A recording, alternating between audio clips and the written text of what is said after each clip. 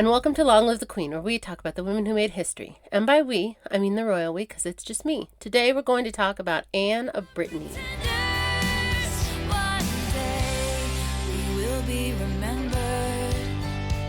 Usually it's just me, but today I have my friend Char with me. Hi, Char. Hello. Anne of Brittany is kind of a badass, but also she was like put in a shitty situation, so like it's kind of like I doing the best in a bad situation. Yes. That's kind of the theme of her life, I feel like. So Anne of Brittany came screaming into the world on January 25th, 1477, under the windswept towers in the heart of her father's duchy. For And what's crazy is she was born almost to the day, 400 years, 500 years before me. yeah, Almost to the day. That's yeah, crazy. yeah. That is kind of crazy, actually. She's your kind of your birthday twin. Yeah, kind of almost. So Like probably you'll get her 500 years. vibes. Like I don't know anything about signs. I mean, I know what mine is because I've heard it, but whatever sign she is, you are. So probably you can relate to her. Yeah. So I'm like, holy crap. Like, Yeah. she was born 1477, 19. Mm-hmm. She was, I think, January 26th is where they say she She's went. January 25. Oh, 25. Yeah. Well, I was 16, so, Yeah. So whatever. you're But pretty close. close. Yeah. Yeah. I was S excited when I saw that. I was yeah. like, "Ooh, That 77." is fun. I like that too. I like when something happens on my birthday, I'll just randomly tell my husband, I'll be like, "Hey, you want to know who died on my birthday 480 years before I was born?" And he'll be like, "No." And I'm like, "Well, I'm going to tell you." Yeah, you might as well sit down and enjoy the ride. You're Right? going on it Just like the anyway. most random things, like this bill was passed on blah blah blah my birthday before I was born. So, for the timeline girls across the channel, 4-year-old Margaret Plantagenet Pole was navigating England's chaos. Her mother, Isabel Neville, daughter of the Earl of Warwick, the kingmaker, she had died just a year before, and her father was accusing the Queen of England of witchcraft, and he's about to also be executed. So, if you listen to any of the Jacquetta of Luxembourg, Elizabeth Woodville, Elizabeth York, all that drama, that's what we're talking about over in England at the time. In Brittany, a rugged coastal realm, fiercely proud of its Celtic roots, Anne was the first child of Duke Francis II, who was 44, and Duchess Margaret of Foix, who was 28.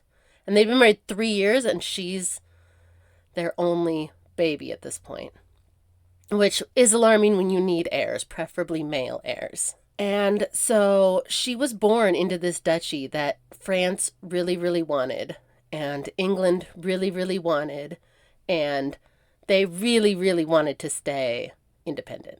That's the vibe of Brittany at the time. So Brittany in 1477 was a semi-independent duchy. Its Celtic language and traditions a defiant stand against French assimilation. They were like, we're not French. They didn't speak French. They had a different language. They were like, we're not French. Don't call us French. So, just to clarify, what's a duchy? Bigger than a county, Oh, okay. So smaller it's than a like kingdom. an area, like it's the Mm-hmm. 15 area. Yeah. Okay. Yeah. Bigger than a county, but smaller than a kingdom. It's a lot of Okay. times you'll hear them being ruled by dukes or archdukes. And the independent duchies kind of usually have an archduke who's kind of like a prince of their area. Okay. So pretty high nobility, not quite royal, but real close. Pretty close. Yeah, probably descended from a royal if you go back enough generations. Right. And I'm hoping it'll get to her lineage later because her shit is massive, Yeah, going forward and backwards. yeah. So Francis II was her father, and he was a seasoned ruler. He'd spent decades fending off France's Valois kings who really wanted Brittany as part of France. Anne was his heir presumptive, and that's allowed because even though France went by Salic law, meaning only male succession, Right. this is not a kingdom. This is not part of France. This is a duchy. So their rule is, yeah, if all you have is, I mean, boys are preferable, but if all you have is girls, they can hold the place until they have a son. Her father And was very much onto that. Like he really was one of yeah, those that he was really mm-hmm. Anne was his heir presumptive. She was raised as his heir because she was his heir until he had a boy. And in 1478, she was joined by a sister, Isabeau, but no brother ever arrived, making Anne the official heir. Without a brother, she's the heir. At the Breton court, intrigue simmered. Francis held two exiled guests at court. This is at the Brittany court. Jasper Tudor, 46, and his nephew Henry Tudor, who's 20 at the time. And they are the last little breaths of the Lancastrian royal family. If the Lancastrian royal family wants to get the throne back from the Yorks, this 20-year-old Henry Tudor is the guy. And it's those Tudors because this is the guy who becomes Henry VII. But he's 20 years old and he lives in Brittany right now. Where Anne is. And while they were guests, they weren't prisoners in Brittany. They were kind of like a bargaining chip. Like, don't mess with me, England, because I could cause problems. I have the only heir to the rival family over here. Right. They're not under arrest or house arrest, but they No. could be. Yeah, they're free to go. But also they're in Brittany, so don't mess with Brittany because Brittany has something in their back pocket. So now back to little Anne, because that's who this is about. She's still little girl at this point. She's not the tiara-wearing fairy tale version princess, but No. she grew up with a target on her back and a duchy in her lap because she was about to inherit a duchy, and this is when she wouldn't have had a lot of property rights, borderline none as a married woman. As soon as she gets married, what's hers is his. So, right. From a little girl, grown men were probably eyeing her as marriage material, which is so gross. Right. But there were quite a few suitors. She was going to be a wealthy little girl. Yep. Anne of Brittany didn't have a normal childhood. There was no lazy castle picnics or bedtime stories. They all included a political twist because she was being trained like she was a boy to be the ruler of Brittany, which I can respect. Like, it sounds like it sucks. It's a lot of pressure on a little girl. But also a lot of people back then wouldn't have even traded their daughters. They would have just been like, oh, it's fine. We'll marry you off to someone good. Don't worry. Right. So I appreciate really, that she got that education. To compare it to like our lovely little Game of Thrones, it's that one little girl who inherited the throne. What was her name? I can't remember her name. Lady Lyanna Mormont, I think. Okay. Yeah. That's kind of her vibe. Absolutely. Yeah. She was like, grr. Yeah, no. And this little girl was exactly like that, trained. Like, you are going to be the Duchess of Brittany, and we are semi-independent, and we'd like to stay that way. Which, spoiler alert, Brittany does not stay that way, but we're not there yet. Right now, they are fiercely independent. So in 1480, at 3, Anne was betrothed to Edward, Prince of Wales, the 9-year-old heir to the throne, the York throne. Remember, they have the Lancastrians at their court. The rival family, York, she's betrothed to one of their sons. So they're basically like, we don't care which side wins because, like, we're now betting on the Yorks, kind of. And Brittany was going to be the dowry, meaning England was going to get Brittany, which is kind of a big deal because they wanted to be independent. But they were picking England over France. But then Louis didn't like that. No. But then on April 9th, 1483, Maundy Thursday, I looked it up. It's the Thursday before Easter that day, April 9th, 1483. It's Maundy Thursday. And Maundy Thursday is the day where they celebrate the Last Supper, the anniversary of the Last Supper. Okay. So they had a feast, and they sat down to Easter week festivities, the King and Queen of England and their family. And the king had been ill and indulgent. And he liked to eat too much and then puke and rally and then eat more. He was a bit of a bulimic. And he did this, and then he died. So, like, there's rumors about poison. There's, like, a lot of things. He was 40, but he also was wildly unhealthy. Yeah, but it sounds more like aspiration than anything else. Pneumonia. Yeah, he overindulged in alcohol, he overindulged in food, he overindulged in women. He was only 40, but he didn't lead a healthy lifestyle. And he'd been gaining weight. Like, he was a lot fitter in his youth, but he'd been gaining some. He's the grandfather of Henry VIII. So it's definitely Right. those vibes. So he died, leaving his 12-year-old son, Anne's betrothed, King Edward V. So now she's not betrothed to the future King of England. She's betrothed to the King of England.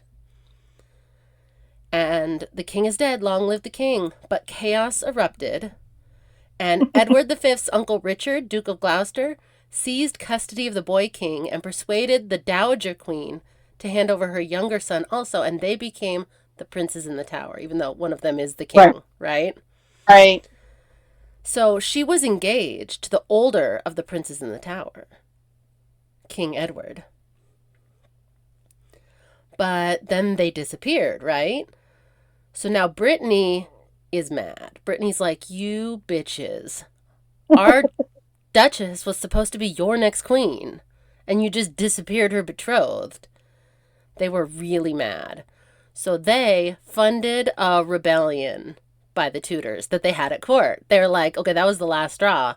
I'm going to fund these guys to come over and kick your ass. And it didn't go well. The Tudors ended up having to retreat. But 2 years later, they came back and got the throne. The Battle of Bosworth Field, Henry Tudor killed Richard III. So Anne, she's now 6. She lost her shot at England's crown. She wasn't going to be the Queen of England anymore. Her betrothed was missing. England has now entered the Tudor era. So now the Lancastrians, the old friends of the Britons, are back.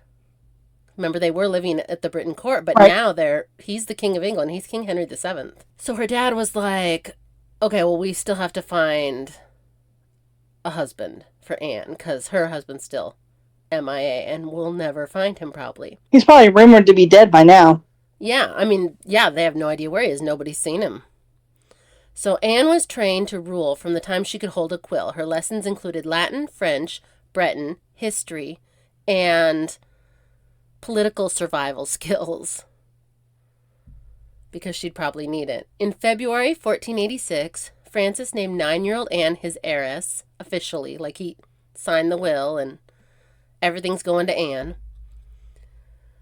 Her lack of a brother made her the future Duchess, so this is official now. Whoever married Anne would likely claim the duchy, and everybody wanted the duchy. France, England, everybody wanted that duchy.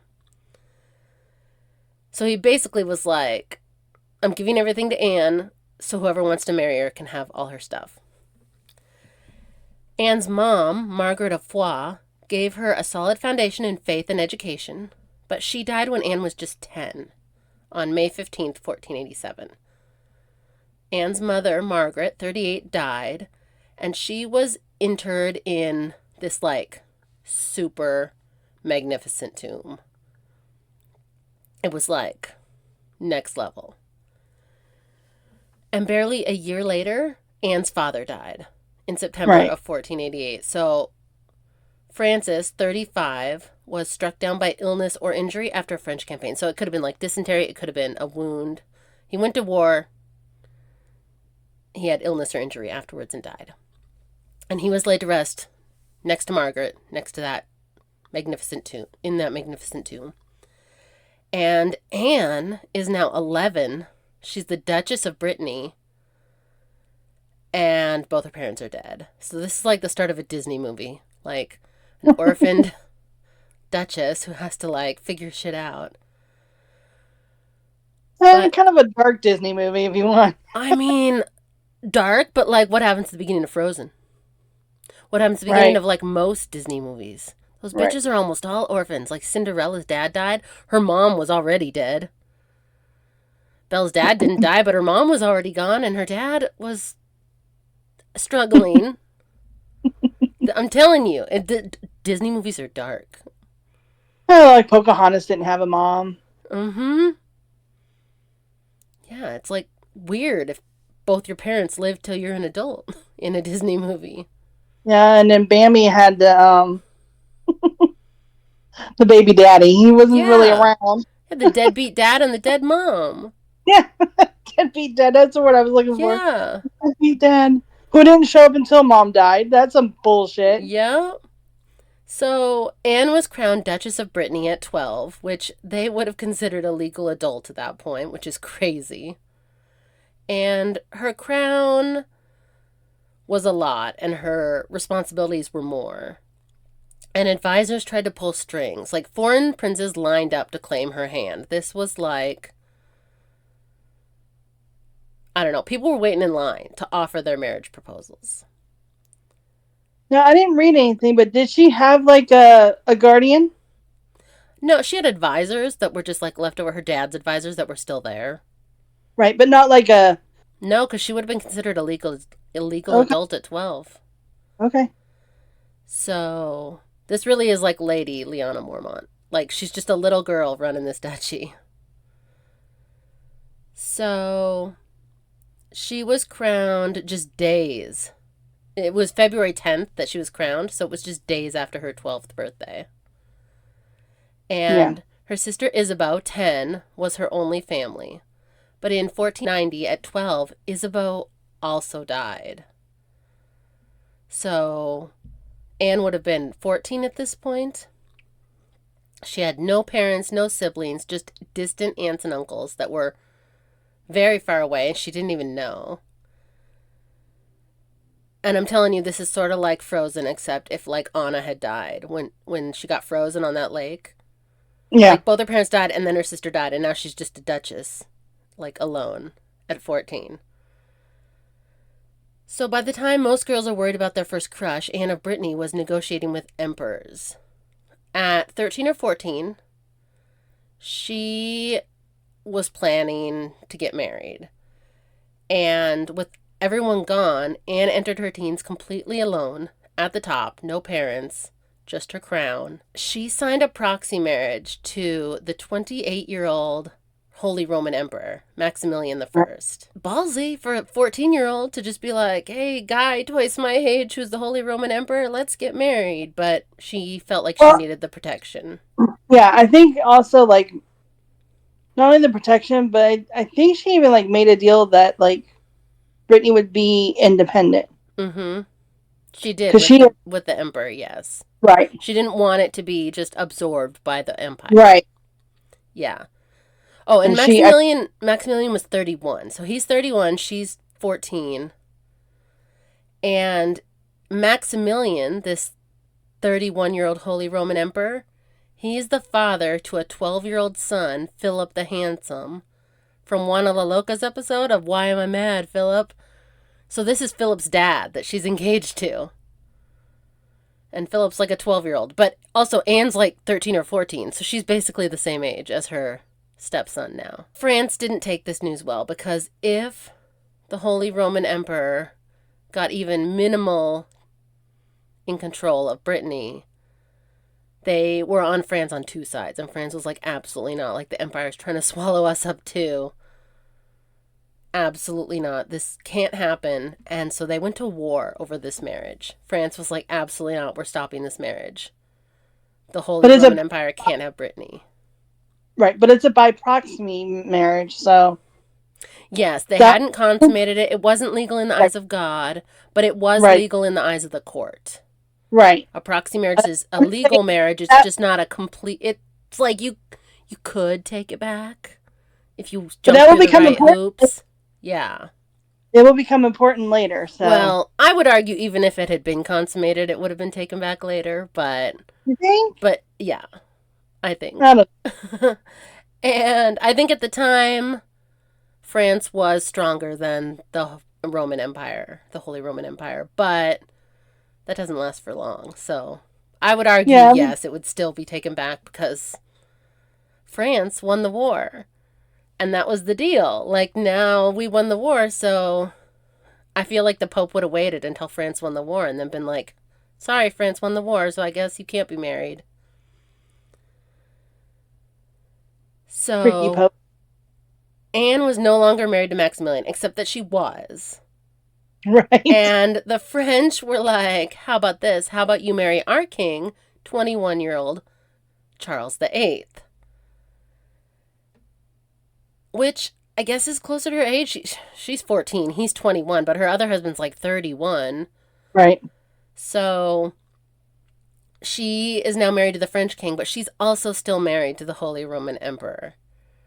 But her marriage to the French king was probably consummated, so it was like more of a marriage than Right. her proxy marriage to the emperor.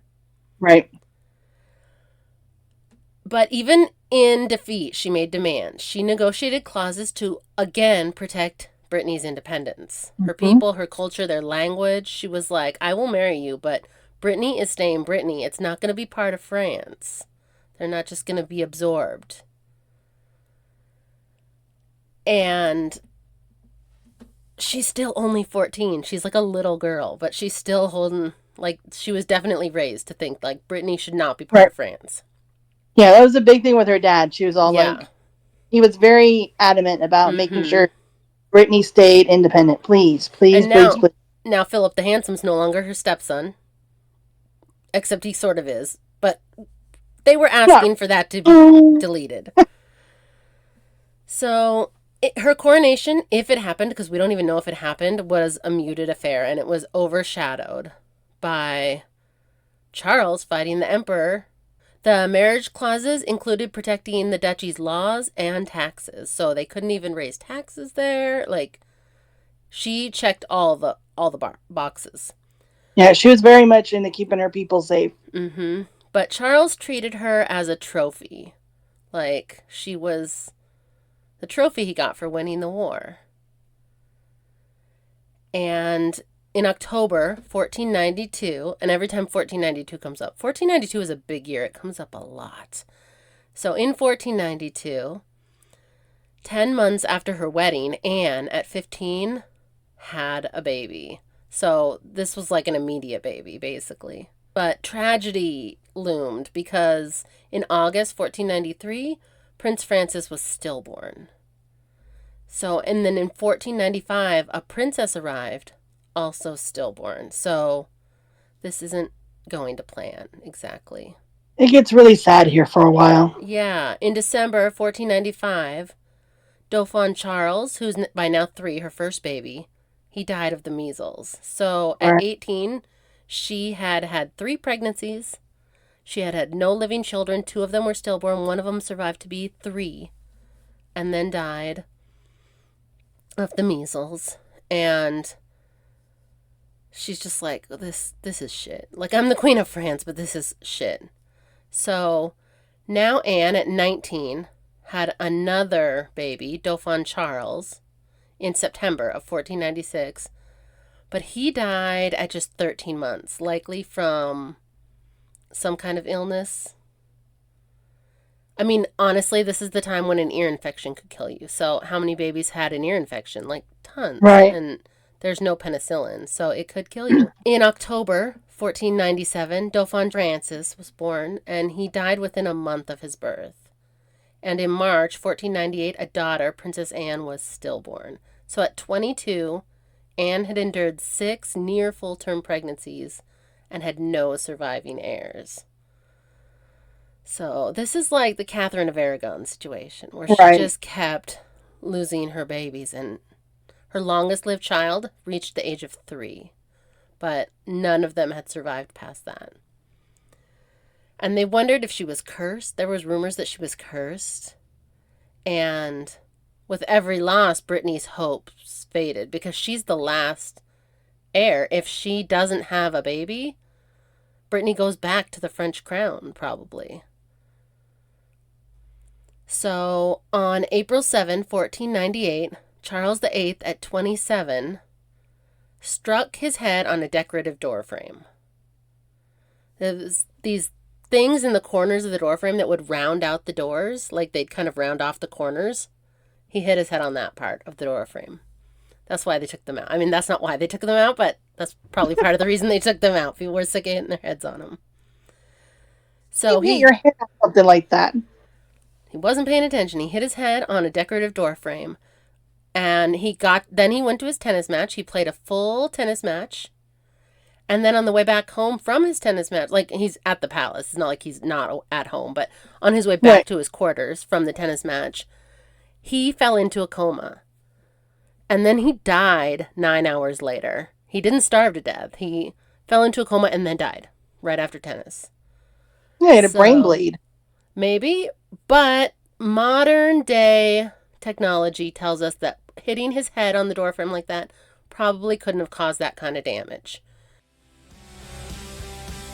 You'll be remembered.